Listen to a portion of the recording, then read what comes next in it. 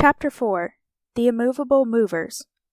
Motive power, thought Dagny, looking up at the Taggart building in the twilight, was its first need. Motive power to keep that building standing. Movement to keep it immovable. It did not rest on piles driven into granite. It rested on the engines that rolled across a continent. She felt a dim touch of anxiety. She was back from a trip to the plant of the United Locomotive Works in New Jersey, where she had gone to see the president of the company in person. She had learned nothing, neither the reason for the delays nor any indication of the date when the diesel engines would be produced.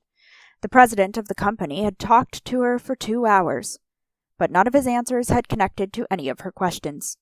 His manner had conveyed a peculiar note of condescending reproach whenever she attempted to make the conversation specific, as if she were giving proof of ill breeding by breaking some unwritten code known to everyone else. On her way through the plant, she had seen an enormous piece of machinery left abandoned in a corner of the yard. It had been a precision machine tool once, long ago, of a kind that could not be bought anywhere now. It had not been worn out. It had been rotted by neglect, eaten by rust, and the black drippings of a dirty oil. She had turned her face away from it. A sight of that nature always blinded her for an instant by the burst of too violent an anger. She did not know why. She could not define her own feeling. She knew only that there was, in her feeling, a scream of protest against injustice, and that it was a response to something much beyond an old piece of machinery.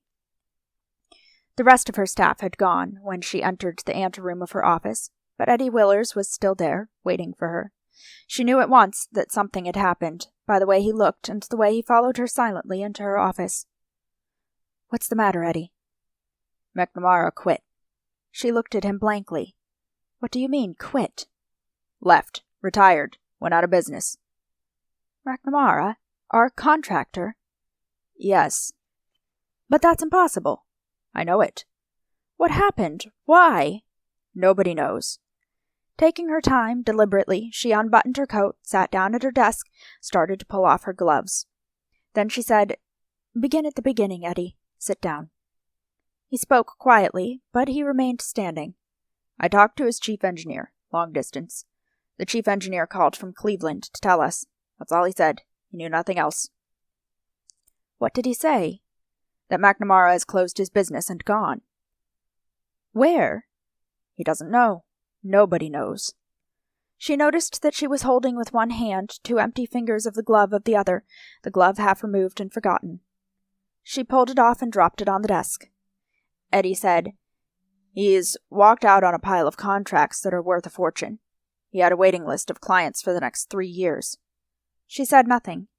He added, his voice low, "I wouldn't be frightened if I could understand it. But a thing that can't have any possible reason." She remained silent. "He was the best contractor in the country." They looked at each other. What she wanted to say was, "Oh, God, Eddie." Instead, her voice even, she said, "Don't worry. We'll find another contractor for the Rio Norte line." It was late when she left her office. Outside on the sidewalk at the door of the building, she paused, looking at the streets. She felt suddenly empty of energy, of purpose, of desire, as if a motor had crackled and stopped. A faint glow streamed from behind the buildings into the sky, the reflection of thousands of unknown lights, the electric breath of the city. She wanted to rest, she thought, and to find enjoyment somewhere. Her work was all she had or wanted, but there were times, like tonight, when she felt that sudden peculiar emptiness, which was not emptiness, but silence, not despair, but immobility, as if nothing within her were destroyed, but everything stood still. Then she felt the wish to find a moment's joy outside, the wish to be held as a passive spectator by some work or sight of greatness. Not to make it, she thought, but to accept. Not to begin, but to respond. Not to create, but to admire. "I need it to let me go on," she thought, "because joy is one's fuel." She had always been. She closed her eyes with a faint smile of amusement and pain. The motive power of her own happiness. For once, she wanted to feel herself carried by the power of someone else's achievement. As men on a dark prairie liked to see the lighted windows of a train going past, her achievement, the sight of power and purpose that gave them reassurance in the midst of empty miles and night. So she wanted to feel it for a moment, a brief greeting, a single glimpse, just to wave her arm and say, "Someone is going somewhere." She started walking slowly, her hands in the pockets of her coat, the shadow of her slanting hat brim across her face. The buildings around her rose to such heights that her glance could not find the sky. She thought, "It has taken so much to build this city. It should have so much to offer." Above the door of a shop, the black hole of a radio loudspeaker was hurling sounds at the streets. They were the sounds of a symphony concert being given somewhere in the city. They were a long screech without shape, as of cloth and flesh being torn at random. They scattered with no melody, no harmony, no rhythm to hold them. If music was emotion, and emotion came from thought, then this was the scream of chaos, of the irrational, of the helpless, of man's self-abdication. She walked on. She stopped at the window of a bookstore. The window displayed a pyramid of slabs in brownish-purple jackets, inscribed, "The Vulture is Molting." "The novel of our century," said a placard. "The penetrating study of a businessman's greed, a fearless revelation of man's depravity." She walked past a movie theater. Its lights wiped out half a block, leaving only a huge photograph and some letters suspended in blazing midair. The photograph was of a smiling young woman. Looking at her face, one felt the weariness of having seen it for years, even while seeing it for the first time. The letters said, in a monumentous drama, giving the answer to the great problem, "Should a woman tell?" She walked past the door of a nightclub. A couple came staggering out to a taxicab. The girl had blurred eyes, a perspiring face, an ermine cape, and a beautiful evening gown that slipped off one shoulder like a slovenly white housewife's bathrobe, revealing too much of her breast, not in a manner of daring, but in the manner of a drudge's indifference. Her escort steered her, gripping her naked arm. His face did not have the expression of a man anticipating a romantic adventure, but the sly look of a boy out to write obscenities on fences. What had she hoped to find? She thought, walking on.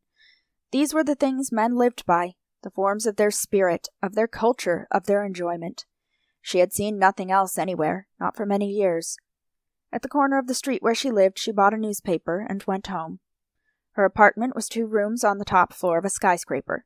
The sheets of glass in the corner window of her living room made it look like the prow of a ship in motion, and the lights of the city were like phosphorescent sparks on the black waves of steel and stone. When she turned on a lamp, long triangles of shadow cut the bare walls, and a geometrical pattern of light rays broken by a few angular pieces of furniture. She stood in the middle of the room, alone between sky and city. There was only one thing that could give her the feeling she wanted to experience tonight. It was the only form of enjoyment she had found. She turned to a phonograph and put on a record of the music of Richard Halley. It was his 4th concerto, the last work he had written. The crash of its opening chords swept the sights of the street away from her mind. The concerto was a great cry of rebellion. It was a no flung at some vast process of torture, a denial of suffering, a denial that held the agony of the struggle to break free. The sounds were like a voice saying, "There is no necessity for pain. Why then is the worst pain reserved for those who will not accept its necessity? We who hold the love and the secret of joy, to what punishment have we been sentenced for it, and by whom?" The sounds of torture became defiance. The statement of agony became a hymn to a distant vision for whose sake anything was worth enduring, even this. It was the song of a rebellion and of a desperate quest. She sat still, her eyes closed, listening. No one knew what had happened to Richard Halley, or why. The story of his life had been like a summary written to damn greatness by showing the price one pays for it. It had been a procession of years spent in garrets and basements, years that had taken the gray tinge of the walls, imprisoning a man whose music overflowed with violent color. It had been the gray of a struggle against long flights of unlighted tenement stairs, against frozen plumbing, against the price of a sandwich in an ill-smelling delicatessen store, against the faces of men who listened to music, their eyes empty. It had been a struggle without the relief of violence, without the recognition of finding a conscious enemy, with only a deaf wall to batter, a wall of the most effective soundproofing, indifference, that swallowed blows, chords, and screams. A battle of silence, for a man who could give to sounds a greater eloquence than they had ever carried, the silence of obscurity, of loneliness, of the nights when some rare orchestra played one of his works, and he looked at the darkness, knowing that his soul went in trembling, widening circles from a radio tower through the air of the city. But there were no receivers tuned to hear it. "The music of Richard Halley has a quality of the heroic. Our age has outgrown that stuff," said one critic. "The music of Richard Halley is out of key with our times. It has a tone of ecstasy. Who cares for ecstasy nowadays?" said another. His life had been a summary of the lives of all the men whose reward in a monument in a public park 100 years after the time when a reward can matter, except that Richard Halley did not die soon enough. He lived to see the night which, by the accepted laws of history, he was not supposed to see. He was 43 years old, and it was the opening night of Phaethon, an opera he had written at the age of 24. He had changed the ancient Greek myth to his own purpose and meaning. Phaethon, the young son of Helios, who stole his father's chariot and in ambitious audacity attempted to drive the sun across the sky, did not perish as he perished in the myth. In Halley's opera, Phaethon succeeded. The opera had been performed then, 19 years ago, and had closed after one performance, to the sound of booing and catcalls. That night, Richard Halley had walked the streets of the city till dawn, trying to find an answer to a question which he did not find. On the night when the opera was presented again, 19 years later, the last sounds of the music crashed into the sounds of the greatest ovation the opera house had ever heard. The ancient walls could not contain it. The sounds of cheering burst through to the lobbies, to the stairs, to the streets, to the boy who had walked those streets 19 years ago. Dagny was in the audience on the night of the ovation. She was one of the few who had known the music of Richard Halley much earlier, but she had never seen him. She saw him being pushed out on the stage, saw him facing the enormous spread of waving arms and cheering heads. He stood without moving, a tall, emaciated man with graying hair. He did not bow, did not smile. He just stood there, looking at the crowd. His face had the quiet, earnest look of a man staring at a question. "The music of Richard Halley," wrote a critic next morning, "belongs to mankind. It is the product and the expression of the greatness of the people." "There's an inspiring lesson," said a minister, "in the life of Richard Halley. He has had a terrible struggle, but what does that matter? It is proper, it is noble that he should have endured suffering, injustice, abuse at the hands of his brothers, in order to enrich their lives and teach them to appreciate the beauty of great music." On the day after the opening, Richard Halley retired. He gave no explanation. He merely told his publishers that his career was over. He sold them the rights to his work for a modest sum, even though he knew that his royalties would now bring him a fortune. He went away, leaving no address. It was 8 years ago. No one had seen him since. Dagny listened to the fourth concerto, her head thrown back, her eyes closed.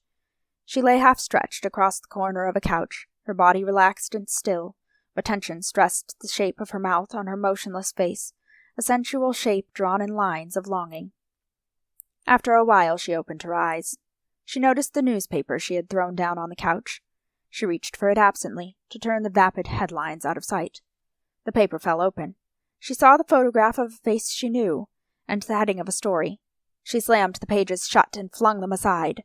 It was the face of Francisco d'Anconia. The heading said that he had arrived in New York. What of it? She thought. She would not have to see him. She had not seen him for years. She sat looking down at the newspaper on the floor. Don't read it, she thought. Don't look at it. But the face, she thought, had not changed. How could a face remain the same when everything else was gone? She wished they had not caught a picture of him when he smiled. That kind of smile did not belong in the pages of a newspaper. It was the smile of a man who is able to see, to know, and to create the glory of existence. It was the mocking, challenging smile of a brilliant intelligence. Don't read it, she thought. Not now. Not to that music. Oh, not to that music. She reached for the paper and opened it. The story said that Signor Francisco d'Anconia had granted an interview to the press in his suite at the Wayne Falkland Hotel. He said that he had come to New York for 2 important reasons: a hat-check girl at the Cub Club, and the liverwurst at Moe's Delicatessen on 3rd Avenue. He had nothing to say about the coming divorce trial of Mr. and Mrs. Gilbert Vale. Mrs. Vale, a lady of noble breeding and unusual loveliness, had taken a shot at her distinguished young husband some months ago, declaring publicly that she wished to get rid of him for the sake of her lover, Francisco Dan Conway. She had given to the press a detailed account of her sweet, secret romance, including a description of the night of last New Year's Eve, which she had spent at Dan Conway's villa in the Andes. Her husband had survived the shot and had sued for divorce. She had countered with a suit for half of her husband's millions, and with a recital of his private life, which, she said, made hers look innocent. All of that had been splashed over the newspapers for weeks, but Signor Dan Conway had nothing to say about it. When the reporters questioned him, would he deny Mrs. Vale's story, they asked. I never deny anything, he answered. The reporters had been astonished by his sudden arrival in town. They had thought that he would not wish to be there just when the worst of the scandal was about to explode on the front pages. But they had been wrong. Francisco Dan Conway added one more comment to the reasons for his arrival. I wanted to witness the farce, he said. Dagny let the paper slip to the floor. She sat, bent over, her head on her arms. She did not move, but the strands of hair hanging down to her knees trembled in sudden jolts once in a while. The great chords of Halley's music went on, filling the room, piercing the glass of the windows, streaming out over the city. She was hearing the music. It was her quest, her cry. James Taggart glanced about the living room of his apartment, wondering what time it was. He did not feel like moving to find his watch. He sat in an armchair, dressed in wrinkled pajamas, barefooted. It was too much trouble to look for his slippers. The light of the gray sky in the windows hurt his eyes, still sticky with sleep. He felt, inside his skull, the nasty heaviness which is about to become a headache. He wondered angrily why he had stumbled out into the living room. Oh, yes, he remembered, to look for the time. He slumped sidewise over the arm of the chair and caught sight of a clock on a distant building. It was 20 minutes past noon. Through the open door of the bedroom he heard Betty Pope washing her teeth in the bathroom beyond. Her girdle lay on the floor, by the side of a chair with the rest of her clothes. The girdle was a faded pink with broken strands of rubber. Hurry up, will you? He called irritably. I've got to dress. She did not answer. She had left the door of the bathroom open. He could hear the sound of gargling. Why do I do these things? He thought, remembering last night. But it was too much trouble to look for an answer. Betty Pope came into the living room, dragging the folds of a satin negligee harlequin checkered in orange and purple. She looked awful in a negligee, thought Taggart. She was ever so much better in a riding habit in the photographs on the society pages of the newspapers. She was a lanky girl, all bones and loose joints that did not move smoothly. She had a homely face, a bad complexion, and a look of impertinent condescension derived from the fact that she belonged to one of the very best families. "Ah, hell," she said at nothing in particular, stretching herself to limber up. "Jim, where are your nail clippers? I've got to trim my toenails." "I don't know. I have a headache. Do it at home." "You look unappetizing in the morning," she said indifferently. "You look like a snail." "Why don't you shut up?" She wandered aimlessly about the room. "I don't want to go home," she said with no particular feeling. "I hate morning. Here's another day and nothing to do. I've got a tea session on for this afternoon at Liz Blaine's. Oh well, might be fun, because Liz is a bitch." She picked up a glass and swallowed the stale remnant of a drink. "Why don't you have them repair your air conditioner? This place smells." "Are you through in the bathroom?" he asked. "I have to dress. I have an important engagement today." "Go right in. I don't mind. I'll share the bathroom with you. I hate to be rushed." While he shaved, he saw her dressing in front of the open bathroom door. She took a long time twisting herself into her girdle, hooking garters to her stockings, pulling on an ungainly, expensive tweed suit. The harlequin negligee, picked up from an advertisement in the smartest fashion magazine, was like a uniform which she knew to be expected on certain occasions, which she had worn dutifully for a specific purpose, and then discarded. The nature of their relationship had the same quality. There was no passion in it, no desire, no actual pleasure, not even a sense of shame. To them, the act of sex was neither joy nor sin. It meant nothing. They had heard that men and women were supposed to sleep together, so they did. "Jim, why don't you take me to the Armenian restaurant tonight?" she asked. "I love shish kebab." "I can't," he answered angrily through the soap lather on his face. "I've got a busy day ahead." "Why don't you cancel it?" "What?" "Whatever it is." "It is very important, my dear." It is a meeting of our board of directors." "Oh, don't be stuffy about your damn railroad. It's boring. I hate businessmen. They're dull." He did not answer. She glanced at him slyly, and her voice acquired a livelier note when she drawled, "Jock Benson said that you have a soft snap on that railroad anyway, because it's your sister who runs the whole works." "Oh, he did he? I think that your sister is awful. I think it's disgusting. A woman acting like a grease monkey and posing around like a big executive. It's so unfeminine. Who does she think she is, anyway?" Taggart stepped out to the threshold. He leaned against the door jamb, studying Betty Pope. There was a faint smile on his face, sarcastic and confident. They had, he thought, a bond in common. "It might interest you to know, my dear," he said, "that I'm putting the skids under my sister this afternoon." "No," she said, interested. "Really?" "And that is why this board meeting is so important." "Are you really going to kick her out?" "No, that's not necessary or advisable. I shall merely put her in her place. It's the chance I've been waiting for." "You got something on her? Some scandal?" No, you wouldn't understand. It's merely that she's gone too far, for once, and she's going to get slapped down. She's pulled an inexcusable sort of stunt without consulting anybody. It's a serious offense against our Mexican neighbors. When the board hears about it, they'll pass a couple of new rulings on the operating department, which will make my sister a little easier to manage. "You're smart, Jim," she said. "I'd better get dressed." He sounded pleased. He turned back to the washball, adding cheerfully, "Maybe I will take you out tonight and buy you some shish kebab." The telephone rang. He lifted the receiver. The operator announced a long-distance call from Mexico City. The hysterical voice that came on the wire was that of his political man in Mexico. "I couldn't help it, Jim." It gulped. "I couldn't help it. We had no warning, I swear to God. Nobody suspected. Nobody saw it coming. I've done my best. You can't blame me, Jim. It was a bolt, out of the blue. The decree came out this morning, just 5 minutes ago. They sprang it on us, like that, without any notice. The government of the People's State of Mexico has nationalized the San Sebastian mines and the San Sebastian Railroad. And therefore, I can assure the gentlemen of the board that there is no occasion for panic. The event of this morning is a regrettable development, but I have full confidence, based on my knowledge of the inner processes shaping our foreign policy in Washington, that our government will negotiate an equitable settlement with the government of the People's State of Mexico, and that we will receive full and just compensation for our property." James Taggart stood at the long table, addressing the board of directors. His voice was precise and monotone. It connoted safety. "I'm glad to report, however, that I foresaw the possibility of such a turn of events, and took every precaution to protect the interests of Taggart Transcontinental. Some months ago I instructed our operating department to cut the schedule on the San Sebastian line down to a single train a day, and to remove from it our best motive power and rolling stock, as well as every piece of equipment that could be moved. The Mexican government was able to seize nothing but a few wooden cars and one superannuated locomotive.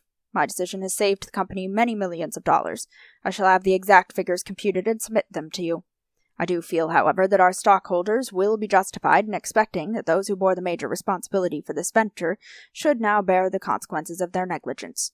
I would suggest, therefore, that we request the resignation of Mr. Clarence Eddington, our economic consultant, who recommended the construction of the San Sebastian line, and of Mr. Jules Mott, our representative in Mexico City." The men sat around the long table listening. They did not think of what they would have to do, but of what they would have to say to the men they represented. Taggart's speech gave them what they needed. Orrin Boyle was waiting for him when Taggart returned to his office. Once they were alone, Taggart's manner changed. He leaned against the desk, sagging, his face loose and white. "Well?" he asked. Boyle spread his hands out helplessly. "I've checked, Jim," he said. "It's straight all right. Dan Conway has lost $15 million of his own money in those mines. No, there wasn't anything phony about that. He didn't pull any sort of trick. He put up his own cash and now he's lost it." "Well, what's he going to do about it?" "That. I don't know. Nobody does." "He's not going to let himself be robbed, is he? He's too smart for that. He must have something up his sleeve." "I sure hope so." "He's outwitted some of the slickest combinations of money grubbers on earth. Is he going to be taken by a bunch of greaser politicians with a decree? He must have something on them, and he'll get the last word, and we must be sure to be in on it too." "That's up to you, Jim. You're his friend." Friend be damned, I hate his guts." He pressed a button for his secretary. The secretary entered uncertainly, looking unhappy. He was a young man, no longer too young, with a bloodless face and the well-bred manner of genteel poverty. "Did you get me an appointment with Francisco D'Anconia?" snapped Taggart. "No, sir." "But damn it, I told you to call the—" "I wasn't able to, sir. I have tried." "Well, try again." "I mean I wasn't able to obtain the appointment, Mr. Taggart." "Why not?" "He declined it." "You mean he refused to see me?" "Yes, sir, that is what I mean." "He wouldn't see me?" "No, sir, he wouldn't." "Did you speak to him in person?" "No, sir, I spoke to his secretary." "What did he tell you? Just what did he say?" The young man hesitated and looked more unhappy. "What did he say?" "He said that Signor D'Anconia said that you bore him, Mr. Taggart." The proposal which they passed was known as the anti-dog-eat-dog rule. When they voted for it, the members of the National Alliance of Railroads sat in a large hall in the deepening twilight of a late autumn evening and did not look at one another. The National Alliance of Railroads was an organization formed, it was claimed, to protect the welfare of the railroad industry. This was to be achieved by developing methods of cooperation for a common purpose. This was to be achieved by the pledge of every member to subordinate his own interests to those of the industry as a whole. The interests of the industry as a whole were to be determined by a majority vote, and every member was committed to abide by any decision the majority chose to make. Members of the same profession or of the same industry should stick together, the organizers of the alliance had said. We all have the same problems, the same interests, the same enemies. We waste our energy fighting one another instead of presenting a common front to the world. We can all grow and prosper together, if we pool our efforts. Against whom is this alliance being organized? A skeptic had asked. The answer had been, why, it's not against anybody. But if you want to put it that way, why, it's against shippers or supply manufacturers or anyone who might try to take advantage of us. Against whom is any union organized? That's what I wonder about, the skeptic had said. When the anti-dog-eat-dog rule was offered to the vote of the full membership of the National Alliance of Railroads at its annual meeting, it was the first mention of this rule in public. But all the members had heard of it. It had been discussed privately for a long time, and more insistently in the last few months. The men who sat in the large hall of the meeting were the presidents of the railroads. They did not like the anti-dog-eat-dog rule. They had hoped it would never be brought up. But when it was brought up, they voted for it. No railroad was mentioned by name in the speeches that preceded the voting. The speeches dealt only with the public welfare. It was said that, while the public welfare was threatened by shortages of transportation, the railroads were destroying one another through vicious competition on the brutal policy of dog-eat-dog. While there existed blighted areas where rail service had been discontinued, there existed at the same time large regions where two or more railroads were competing for a traffic barely sufficient for one. It was said that there were great opportunities for younger railroads in the blighted areas. While it was true that such areas offered little economic incentive at present, a public-spirited railroad, it was said, would undertake to provide transportation for the struggling inhabitants, since the prime purpose of a railroad was public service, not profit. Then it was said that large established railroad systems were essential to the public welfare, and that the collapse of one of them would be a national catastrophe, and that if one such system had happened to sustain a crushing loss in a public-spirited attempt to contribute to international goodwill, it was entitled to public support to help it survive the blow. No railroad was mentioned by name, but when the chairman of the meeting raised his hand as a solemn signal that they were about to vote, everyone looked at Dan Conway, president of the Phoenix Durango. There were only 5 dissenters who voted against it. Yet when the chairman announced that the measure had passed, there was no cheering, no sounds of approval, no movement, nothing but a heavy silence. To the last minute, every one of them had hoped that someone would save them from it. The anti-dog-eat-dog rule was described as a measure of voluntary self-regulation, intended the better to enforce the laws long since passed by the country's legislator. The rule provided that the members of the National Alliance of Railroads were forbidden to engage in practices defined as destructive competition, that in regions declared to be restricted, no more than one railroad would be permitted to operate, that in such regions seniority belonged to the oldest railroad now operating there, and that the newcomers who had encroached unfairly upon its territory would suspend operations within 9 months after being so ordered, that the executive board of the National Alliance of Railroads was empowered to decide, at its sole discretion, which regions were to be restricted. When the meeting adjourned, the men hastened to leave. There were no private discussions, no friendly loitering. The great hall became deserted in an unusually short time. Nobody spoke to or looked at Dan Conway. In the lobby of the building, James Taggart met Orrin Boyle. They had no appointment to meet, but Taggart saw a bulky figure outlined against a marble wall and knew who it was before he saw the face. They approached each other, and Boyle said, his smile less soothing than usual, "I've delivered. Your turn now, Jimmy." "You didn't have to come here. Why did you?" said Taggart sullenly. "Oh, just for the fun of it," said Boyle. Dan Conway sat alone among rows of empty seats. He was still there when the charwoman came to clean the hall. When she hailed him, he rose obediently and shuffled to the door. Passing her in the aisle, he fumbled in his pocket and handed her a $5 bill, silently, meekly, not looking at her face. He did not seem to know what he was doing. He acted as if he thought that he was in some place where generosity demanded that he give a tip before leaving.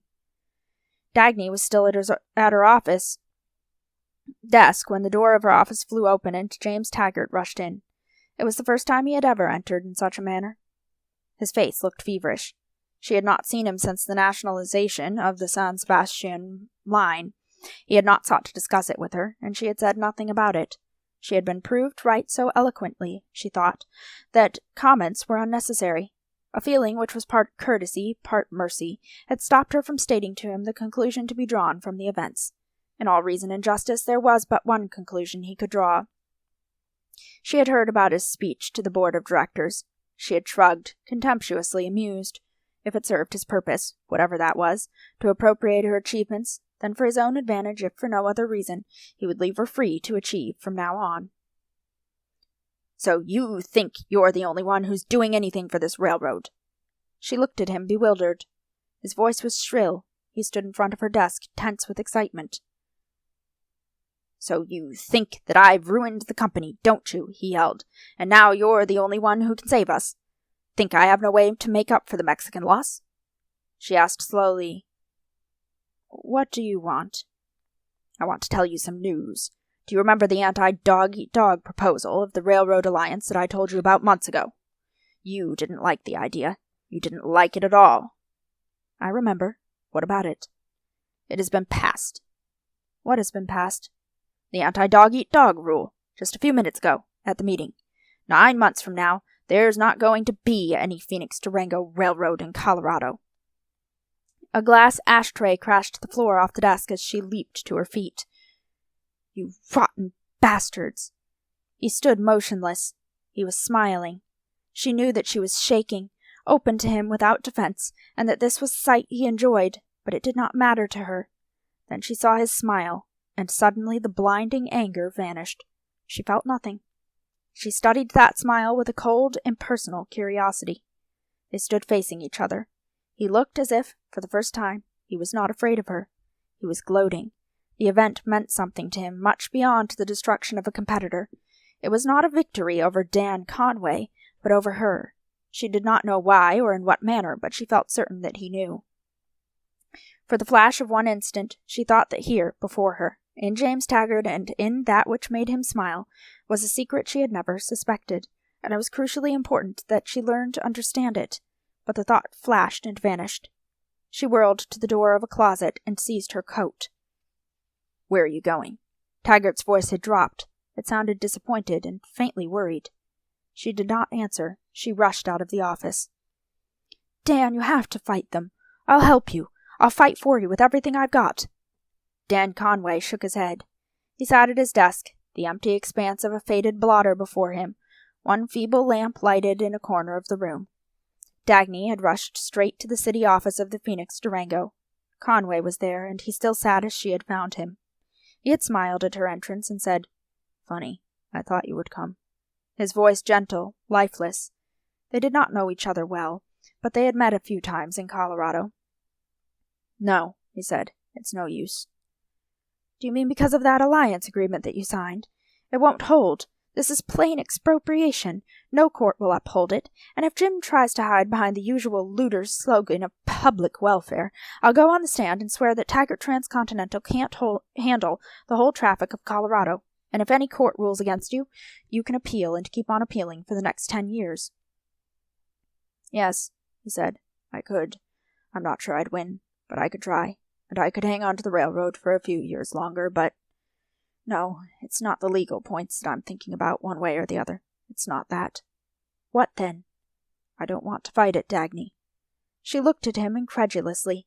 It was the one sentence which she felt sure he had never uttered before. A man could not reverse himself so late in life. Dan Conway was approaching 50. He had the square, stolid, stubborn face of a tough freight engineer rather than a company president, the face of a fighter with a young, tanned skin and graying hair. He had taken over a shaky little railroad in Arizona, a road whose net revenue was less than that of a successful grocery store, and he had built it into the best railroad of the Southwest. He spoke little, seldom read books, had never gone to college. The whole sphere of human endeavors, with one exception, left him blankly indifferent.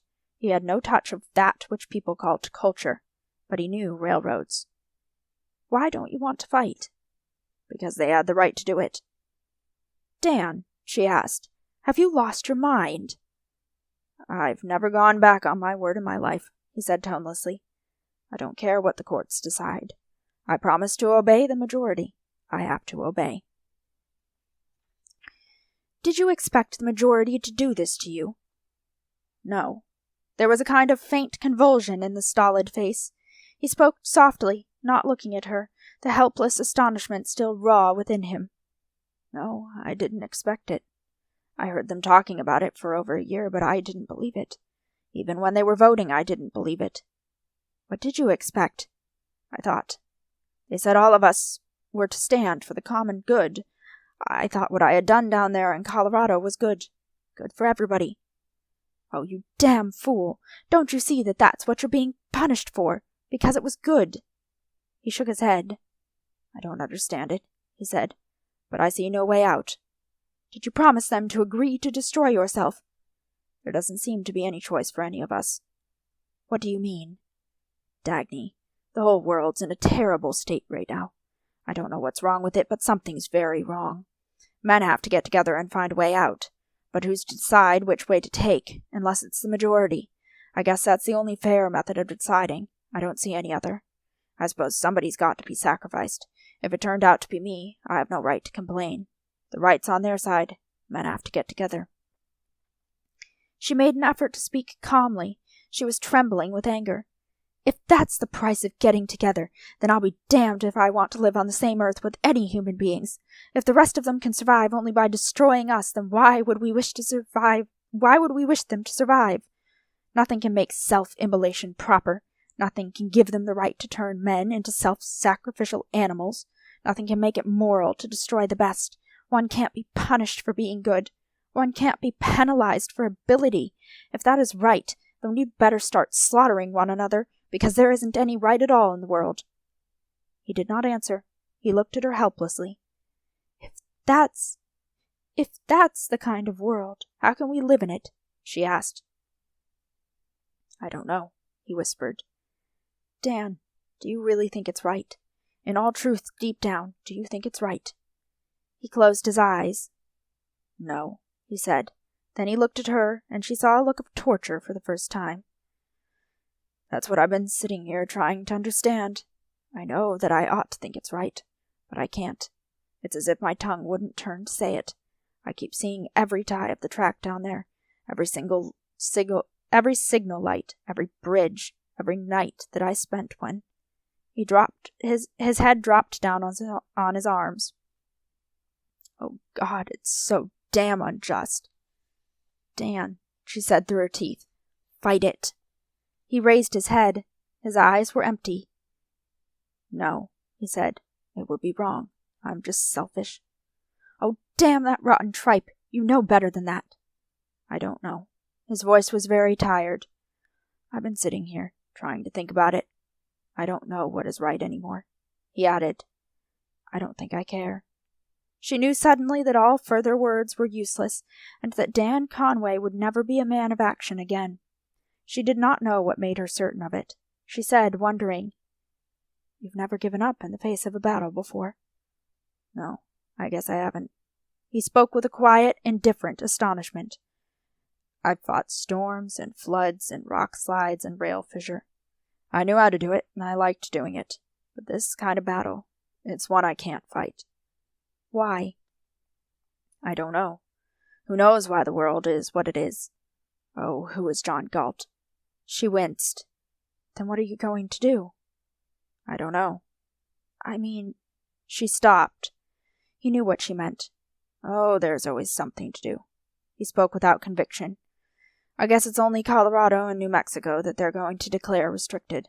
I'll still have the line in Arizona to run." He added, "As it was 20 years ago. Well, it will keep me busy. I'm getting tired, Dagny. I didn't take time to notice it, but I guess I am." She could say nothing.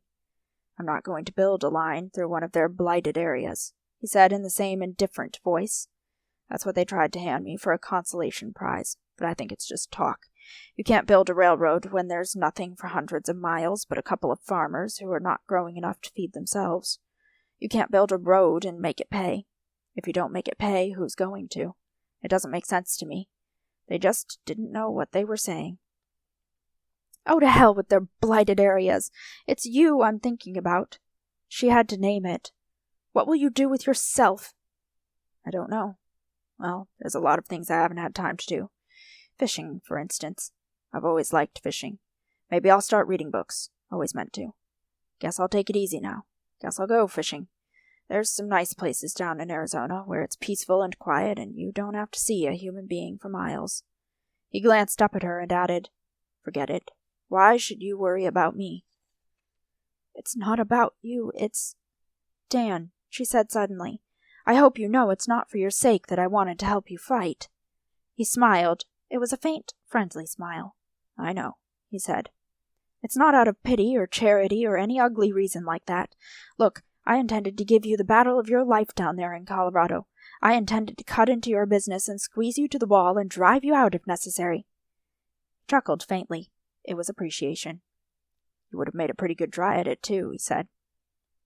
"Only I didn't think it would be necessary. I thought there was enough room there for both of us." "Yes," he said, "there was."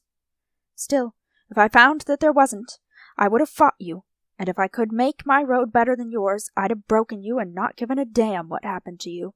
But this— Dan, I don't think I want to look at our Rio Norte line now. Oh God, Dan, I don't want to be a looter." He looked at her silently for a moment. It was an odd look, as if from a great distance. He said softly, "You should have been born about 100 years earlier, kid. Then you would have had a chance." "To hell with that. I intend to make my own chance." "That's what I intended at your age." "You succeeded." "Have I?" She sat still, suddenly unable to move. He sat up straight and said sharply, almost as if he were issuing orders, "You'd better get looking at that Rio Norte line of yours, and you'd better do it fast. Get it ready before I move out, because if you don't, that will be the end of Ellis Wyatt and all the rest of them down there, and they're the best people left in the country. You can't let that happen. It's all on your shoulders now. It would be no use trying to explain to your brother that it's going to be much tougher for you down there without me to compete with. But you and I know it, so go to it. Whatever you do, you won't be a looter. No looter could run a railroad in that part of the country and last at it. Whatever you make down there, you will have earned it. Lice like your brother don't count anyway. It's up to you now." She sat looking at him, wondering what it was that had defeated a man of this kind. She knew it was not James Taggart. She saw him looking at her, as if he were struggling with a question mark of his own. Then he smiled, and she saw incredulously that the smile held sadness and pity. "You'd better not feel sorry for me," he said. "I think of the two of us. It's you who have the harder time ahead, and I think you're going to get it worse than I did." She had telephoned the mills and made an appointment to see Hank Rearden that afternoon. She had just hung up the receiver and was bending over the maps of the Rio Norte line spread on her desk when the door opened. Dagny looked up, startled. She did not expect the door of her office to open without announcement. The man who entered was a stranger. He was young, tall, and something about him suggested violence, though she could not say what it was, because the first trait one grasped about him was a quality of self-control that seemed almost arrogant. He had dark eyes, disheveled hair, and his clothes were expensive, but worn as if he did not care or notice what he wore. "Ellis Wyatt," he said in self-introduction. She leaped to her feet involuntarily. She understood why nobody had or could have stopped him in the outer office. "Sit down, Mr. Wyatt," she said, smiling. "It won't be necessary." He did not smile. "I don't hold long conferences." Slowly, taking her time by conscious intention, she sat down and leaned back, looking at him. "Well?" she asked. "I came to see you because I understand you're the only one who's got any brains in this rotten outfit." "What can I do for you?" "You can listen to an ultimatum." He spoke distinctly, giving an unusual clarity to every syllable. "I expect Taggart Transcontinental, 9 months from now, to run trains in Colorado as my business requires them to be run. If the snide stunt you people perpetrated on the Phoenix Durango was done for the purpose of saving yourself from the necessity of effort, this is to give you notice that you will not get away with it. I make no demands on you when you could not give me the kind of service I needed. I found someone who could. Now you wish to force me to deal with you. You expect to dictate terms by leaving me no choice. You expect me to hold my business down to the level of your incompetence. This is to tell you that you have miscalculated." She said slowly, with effort, "Shall I tell you what I intend to do about our service in Colorado?" "No. I have no interest in discussions and intentions. I expect transportation. What you do to furnish it and how you do it is your problem, not mine. I am merely giving you a warning. Those who wish to deal with me must do so on my terms, or not at all. I do not make terms with incompetence. If you expect to earn money by carrying the oil I produce, you must be as good at your business as I am at mine. I wish this to be understood." She said quietly, "I understand. I shan't waste time proving to you why you'd better take my offer seriously. If you have the intelligence to keep this corrupt organization functioning at all, you have the intelligence to judge this for yourself. We both know that if Taggart Transcontinental runs trains in Colorado the way it did 5 years ago, it will ruin me. I know that that is what you people intend to do. You expect to feed off me while you can and to find another carcass to pick dry after you have finished mine. That is the policy of most of mankind today. So here is my ultimatum. It is now in your power to destroy me. I may have to go. But if I go, I'll make sure that I take all the rest of you along with me." Somewhere within her, under the numbness that held her still to receive the lashing, she felt a small point of pain, hot like the pain of scalding. She wanted to tell him of the years she had spent looking for men such as he to work with. She wanted to tell him that his enemies were hers, that she was fighting the same battle. She wanted to cry to him, "I'm not one of them." But she knew that she could not do it. She bore the responsibility for Taggart Transcontinental and for everything done in its name. She had no right to justify herself now. Sitting straight, her glance as steady and open as his, she answered evenly, "You will get the transportation you need, Mr. Wyatt." She saw a faint hint of astonishment in his face. This was not the manner or the answer he had expected. Perhaps it was what she had not said that had astonished him most, that she offered no defense, no excuses. He took a moment to study her silently. Then he said, his voice less sharp, "All right. Thank you. Good day." She inclined her head. He bowed and left the office. That's the story, Hank. I had worked out an almost impossible schedule to complete the Rio Norte line in 12 months. Now I'll have to do it in 9. You were to give us the rail over a period of 1 year. Can you give it to us within 9 months? If there's any human way to do it, do it. If not, I'll have to find some other means to finish it. Rearden sat behind his desk. His cold blue eyes made 2 horizontal cuts across the gaunt planes of his face. They remained horizontal, impassively half-closed. He said evenly, without emphasis, "I'll do it." Dagny leaned back in her chair. The short sentence was a shock. It was not merely relief. It was the sudden realization that nothing else was necessary to guarantee that it would be done. She needed no proofs, no questions, no explanations. A complex problem could safely rest on 3 syllables pronounced by a man who knew what he was saying. "Don't show that you're relieved." His voice was mocking. "Not too obviously." His narrowed eyes were watching her with an unrevealing smile. "I might think that I hold Taggart Transcontinental in my power." "You know that anyway." I do, and I intend to make you pay for it. I expect to. How much? $20 extra per ton on the balance of the order delivered after today. Pretty steep, Hank. Is that the best price you can give me? No, but that's the one I'm going to get. I could ask twice that, and you'd pay it. Yes, I would, and you could, but you won't. Why won't I?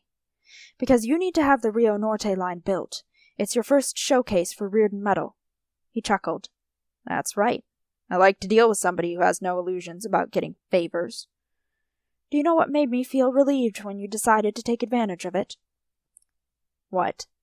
That I was dealing for once with somebody who doesn't pretend to give favors. His smile had a discernible quality now. It was enjoyment. You always play it open, don't you? He asked.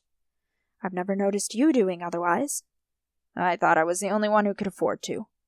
I'm not broke, in that sense, Hank. I think I'm going to break you someday, in that sense. Why? I've always wanted to. Don't you have enough cowards around you? That's why I'd enjoy trying it, because you're the only exception. So you think it's right that I should squeeze every penny of profit I can out of your emergency. Certainly. I'm not a fool. I don't think you're in business for my convenience. Don't you wish I were? I'm not a moocher, Hank. Aren't you going to find it hard to pay? That's my problem, not yours. I want that rail. At $20 extra per ton. Okay, Hank. Fine. You'll get the rail. I may get my exorbitant profit, or Taggart Transcontinental may crash before I collect it. She said, without smiling, if I don't get that line built in 9 months, Taggart Transcontinental will crash. It won't, so long as you run it. When he did not smile, his face looked inanimate. Only his eyes remained alive, active with a cold, brilliant clarity of perception. But what he was made to feel by the things he perceived, no one would be permitted to know, she thought, perhaps not even himself. They've done their best to make it harder for you, haven't they? He said. Yes, I was counting on Colorado to save the Taggart system. Now it's up to me to save Colorado. 9 months from now, Dan Conway will close his road. If mine isn't ready, it won't be any use finishing it. You can't leave those men without transportation for a single day, let alone a week or a month. At the rate they've been growing, you can't stop them dead and then expect them to continue. It's like slamming brakes on an engine going 200 miles an hour. I know. I can run a good railroad. I can't run it across a continent of sharecroppers who are not good enough to grow turnips successfully. I've got to have men like Ellis Wyatt to produce something to fill the trains I run. So I've got to give him a train and a track 9 months from now, if I have to blast all the rest of us into hell to do it. He smiled, amused. You feel very strongly about it, don't you? Don't you? He would not answer, but merely held the smile. Aren't you concerned about it? She asked, almost angrily. No. Then you don't realize what it means? I realize that I'm going to get the railroad, and you're going to get the track laid in 9 months. She smiled, relaxing wearily and a little guiltily. Yes, I know we will. I know it's useless, getting angry at people like Jim and his friends. We haven't any time for it. First I have to undo what they've done. Then afterwards. She stopped, wondering, shook her head and shrugged. Afterwards they won't matter. That's right, they won't. When I heard about that anti-dog-eat-dog business, it made me sick. Well, don't worry about the damn bastards. The 2 words sounded shockingly violent, because his face and voice remained calm. You and I will always be there to save the country from the consequences of their actions. He got up, he said, pacing the office. Colorado isn't going to be stopped. He'll pull it through. Then Dan Conway will be back, and others. All that lunacy is temporary. It can't last. It's demented, so it has to defeat itself. You and I will just have to work a little harder for a while, that's all. She watched his tall figure moving across the office. The office suited him. It contained nothing but the few pieces of furniture he needed, all of them harshly simplified down to their essential purpose, all of them exorbitantly expensive in the quality of materials and the skill of design. The room looked like a motor held within the glass cage of broad windows. But she noticed one astonishing detail, a vase of jade that stood on top of a filing cabinet. The vase was a solid dark green stone, carved into plain surfaces. The texture of its smooth curves provoked an irresistible desire to touch it. It seemed startling in that office, incongruous with the sternness of the rest, It was a touch of sensuality. "Colorado is a great place," he said. "It's going to be the greatest in the country. You're not sure that I'm concerned about it? That state's becoming one of my best customers, as you ought to know if you take the time to read the reports on your freight traffic." "I know. I read them." "I've been thinking of building a plant there in a few years, to save them your transportation charges." He glanced at her. "You'll lose an awful lot of steel freight if I do." "Go ahead. I'll be satisfied with carrying your supplies, and the groceries for your workers, and the freight of the factories that will follow you there, and perhaps I won't have time to notice that I've lost your steel. What are you laughing at?" "It's wonderful." "What?" "The way you don't react as everybody else does nowadays." "Still, I must admit that for the time being you're the most important single shipper of Taggart Transcontinental." "Don't you suppose I know it?" "So I can't understand why Jim—" She stopped. "Tries his best to harm my business, because your brother Jim is a fool." "He is. But it's more than that. There's something worse than stupidity about it." "Don't waste time trying to figure him out. Let him spit. He's no danger to anyone. People like Jim Taggart just clatter up the world." "I suppose so." "Incidentally, what would you have done if I'd said I couldn't deliver your rails sooner?" "I would have torn up sidings or closed some branch line, any branch line, and I would have used the rail to finish the Rio Norte track on time." He chuckled. "That's why I'm not worried about Taggart Transcontinental. But you won't have to start getting rail out of old sidings. Not so long as I'm in business." She thought suddenly that she was wrong about his lack of emotion. The hidden undertone of his manner was enjoyment. She realized that she had always felt a sense of light-hearted relaxation in his presence, and known that he shared it. He was the only man she knew to whom she could speak without strain or effort. This, she thought, was a mind she respected, an adversary worth matching. Yet there had always been an odd sense of distance between them, the sense of a closed door. There was an impersonal quality in his manner, something within him that could not be reached.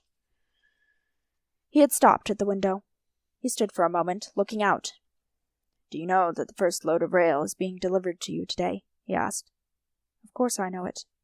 "Come here." She approached him. He pointed silently. Far in the distance, beyond the mill structures, she saw a string of gondolas waiting on a siding. The bridge of an overhead crane cut the sky above them. The crane was moving. Its huge magnet held a load of rails glued to a disc by the sole power of contact. There was no trace of sun in the gray spread of clouds, yet the rails glistened as if the metal caught light out of space. The metal was a greenish blue. The great chain stopped over a car, descended, jerked in a brief spasm, and left the rails in the car. The crane moved back in majestic indifference. It looked like the giant drawing of a geometrical theorem moving above the men and the earth. They stood at the window, watching silently, intently. She did not speak, until another load of green-blue metal came moving across the sky. Then the first words she said were not about rail, track, or an order completed on time. She said, as if greeting a new phenomenon of nature, "Rearden metal." He noticed that, but said nothing. He glanced at her, then turned back to the window. "Hank, this is great." "Yes." He said it simply, openly. There was no flattered pleasure in his voice, and no modesty. This, she knew, was a tribute to her, the rarest one person could pay another. The tribute of feeling free to acknowledge one's own greatness, knowing that it is understood. She said, "When I think of what that metal can do, what it will make possible, Hank, this is the most important thing happening in the world today, and none of them know it." "We know it." They did not look at each other. They stood watching the crane. On the front of the locomotive in the distance she could distinguish the letters T.T. She could distinguish the rails of the busiest industrial siding of the Taggart system. "As soon as I can find a plant to do it," she said, "I'm going to order diesels made of Rearden metal." "You'll need them. How fast do you run your trains on the Rio Norte track?" "Now? We're lucky if we manage to make 20 miles an hour." He pointed at the cars. "When that rail is laid, you'll be able to run trains at 250 if you wish." "I will. In a few years, when we'll have cars of Rearden metal, which will be half the weight of steel and twice as safe." "You'll have to look out for the airlines. We're working on a plane of Rearden metal. It will weigh practically nothing and lift anything. You'll see the day of long-haul, heavy freight air traffic." "I've been thinking of what that metal will do for motors, any motors, and what sort of thing one can design now." "Have you thought of what it'll do for chicken wire? Just plain chicken wire fences, made of Rearden metal, that will cost a few pennies a mile and last 200 years. Any kitchenware that will be bought at the dime store and passed on from generation to generation, and ocean liners that one won't be able to dent with a torpedo. Did I tell you that I'm having tests made of communications wire of Rearden metal? I'm making so many tests that I'll never get through showing people what can be done with it and how to do it. They spoke of the metal and of the possibilities which they could not exhaust. It was as if they were standing on a mountain top, seeing a limitless plain below and roads open in all directions. But they merely spoke of mathematical figures, of weights, pressures, resistances, costs. She had forgotten her brother and his national alliance. She had forgotten every problem, person, and event behind her. They had always been clouded in her sight, to be hurried past, to be brushed aside, never final, never quite real. This was reality, she thought, this sense of clear outlines, of purpose, of lightness, of hope. This was the way she had expected to live. She had wanted to spend no hour and take no action that would mean less than this. She looked at him in the exact moment when he turned to look at her. They stood very close to each other. She saw in his eyes that he felt as she did. If joy is the aim and the core of existence, she thought, and if that which has the power to give one joy is always guarded as one's deepest secret, then they had seen each other naked in that one moment. He made a step back and said in a strange tone of dispassionate wonder, "We're a couple of blackguards, aren't we?" "Why?" "We haven't any spiritual goals or qualities. All we're after is material things. That's all we care for." She looked at him, unable to understand, but he was looking past her, straight ahead at the crane in the distance. She wished he had not said it. The accusation did not trouble her. She never thought of herself in such terms, and she was completely incapable of experiencing a feeling of fundamental guilt. But she felt a vague apprehension which she could not define, the suggestion that there was something of grave consequence in whatever had made him say it, something dangerous to him. He had not said it casually, but there had been no feeling in his voice, neither plea nor shame. He had said it indifferently, as a statement of fact. Then, as she watched him, the apprehension vanished. He was looking at his mills beyond the window. There was no guilt in his face, no doubt, nothing but the calm of an inviolate self-confidence. "Dagny," he said, "whatever we are, it's we who move the world, and it's we who will pull it through."